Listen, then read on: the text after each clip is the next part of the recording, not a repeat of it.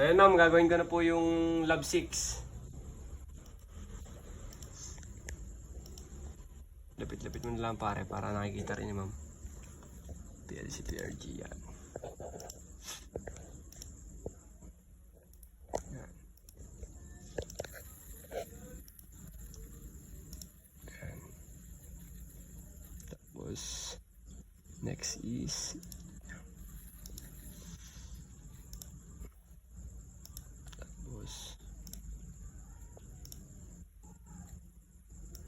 tapos yan. Para lalayan mo naman ulit. Start.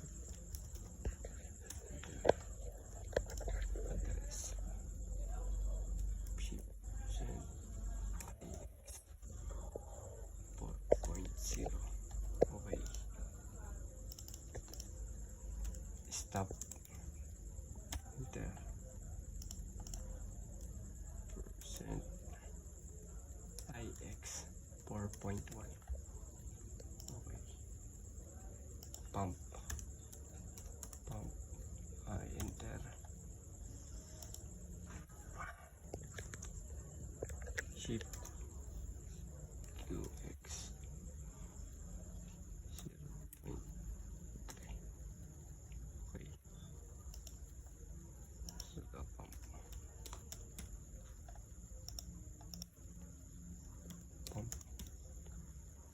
Try timer.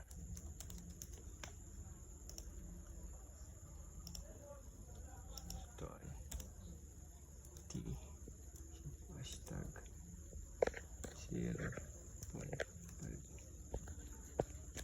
yes T hashtag 0.5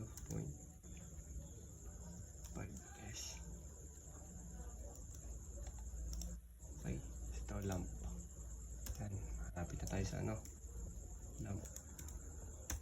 Ito naman ay shift percent, lapit mo din, shift percent QX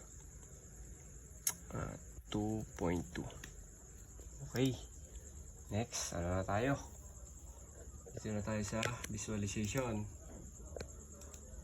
add object, lab 6. Okay, gawa tayo na dalawang rectangle, dalawang box.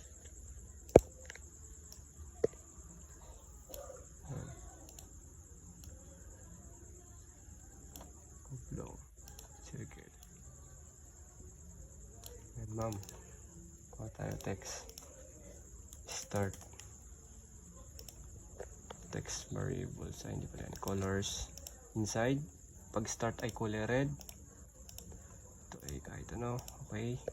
Variables PLC underscore PRG dot start. So input is top variable PLC underscore PRG dot start. Okay. Dito naman tayo sa stop. Stop. Yan mo na kahit may motor. Inside color green. Inside normal. Okay.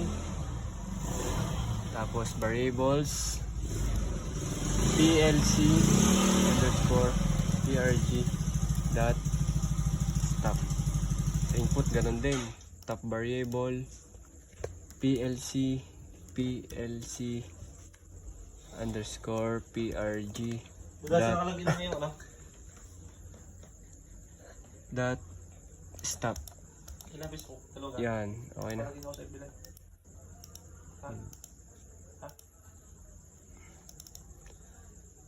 Text pump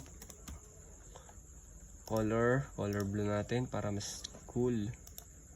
Tapos pink natin para pambading. Variables change color PLC underscore PRG dot pump, and input is top variable PLC underscore PRG dot pump. Yan, okay. Tapos na tayo sa pump. Dito naman tayo sa lamp. Text, lagyan natin lamp.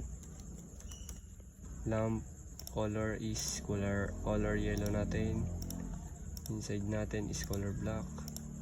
Tapos variables PLC underscore PRG dot lamp. So input is ganun din. Top variable PLC dot PR ay mali hindi pala dot underscore PRG dot lamp. Yan, okay. Mag-start na tayo.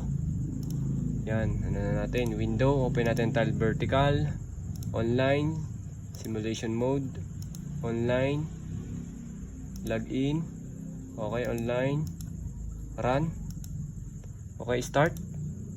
Yan, ma'am, makikita niya po, ma'am, makikita po sa inyo. Yan po, start, naka-start po yan. Stop po natin. Ay, hindi pa lang napindot. Stop po. Yan po, naka-stop. Start ulit. Yan po, ma'am, ha. Start. Stop. Yan. So, yan lang, ma'am. Okay na po. Napagana na po natin ang Lab 6. Let's go. Salamat po, ma'am.